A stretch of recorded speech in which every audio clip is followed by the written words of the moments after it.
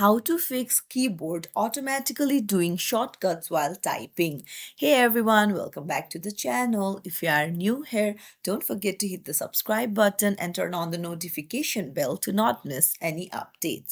So today I'll help you solve your keyboard doing shortcuts issue. So let's dive right in. First things first, open up the Windows 11 settings and then open up the settings, and then on the left hand side go to accessibility and then scroll down and go to keyboard, and there, if any of these are on, it may be the reason that the keyboards are doing shortcuts. So make sure that you tap on it and toggle it all off. And I'm pretty sure once you restart the device, it will help you fix your issue. If you found this tutorial helpful, don't forget to like and subscribe to our channel for more tips and tricks. Thank you for watching.